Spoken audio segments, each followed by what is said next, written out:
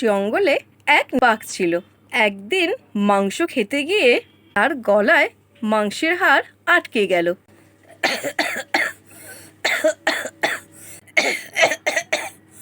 আরে বাবা, গলায় হাড্ডিটা ফেসে গেল রে। এখন কি করি রে?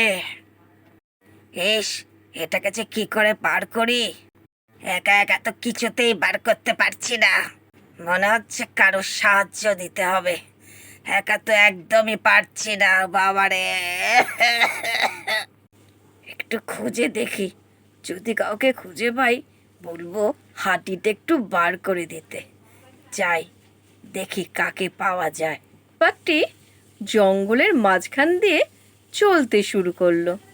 কিছু দূর যাওয়ার পর একটা ছোট্ট খরগোশের দেখা পেল। ভাই, একটু সাহায্য করবে? হ্যাঁ, আমার গলায় একটা ছোট্ট হাড্ডি ফেসে গেছে, আমার খুব কষ্ট হচ্ছে, কিছুতেই বের হচ্ছে না, একটু বের করে দাও না ভাই। আমি আর তোমাকে সাহায্য? ভুলে গেছো সেদিন তুমি আমাকে মারতে গেছিলে? তোমাকে কোনো বিশ্বাস নেই। এটা তোমার কোনো নতুন বাহানা হবে। না বাবা না, আমি তোমাকে কোনো সাহায্য করব না। বাঘটি সেখান থেকে চলে গেল। কিছু দূর যাওয়ার পর একটা বাঁদরের দেখা হলো। ও বাদুর ভাই, বাদুর ভাই, তোমার একটু সাহায্যের প্রয়োজন ভাই। তুমি তো আমার অনেক পুরনো বন্ধু। বন্ধু, আমার গলায় একটা হাড্ডি ফেসে গেছে, ভীষণ ব্যথা করছে। তোমার তো লম্বা হাত, একটু বার করে দাও না হাড্ডিটা ভাই। খাওয়ার সময় তো ঝামেলা, দেখছো না আমি কলা খাচ্ছি? এখন আর বিরক্ত করো না, যাও তো বাবু এখান থেকে।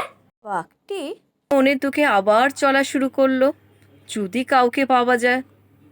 আর মনে মনে ভাবলো, এবার যারই দেখা পাবো, যেভাবেই হোক তাকে রাজি করিয়েই ছাড়বো।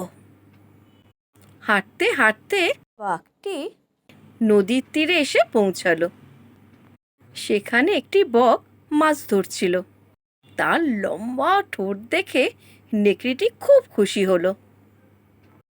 আরে বাহ, এতক্ষণে আসল লোকের দেখা পেয়েছি।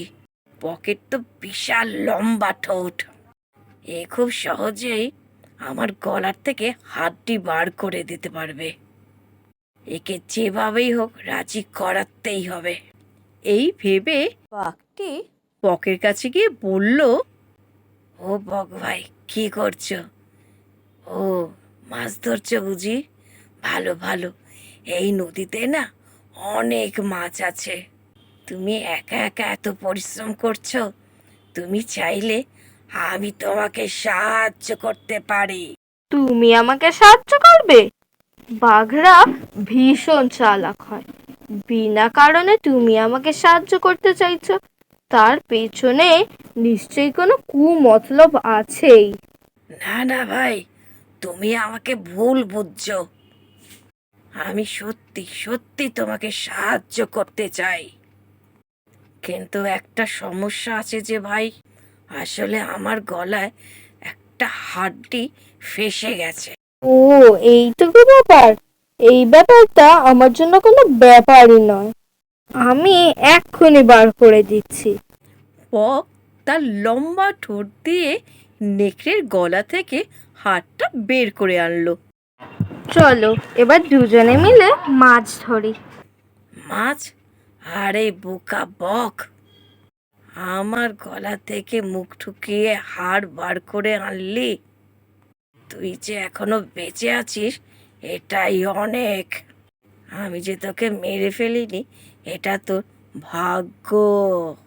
এখন এখান থেকে ভেগে যা, ভেগে যা, না হলে আজকে আর তোকে বাড়ি ফিরতে হবে না। বক তো ভীষণ ভয় পেয়ে গেল। সে ওখান থেকে ভয় উড়ে পালিয়ে গেল।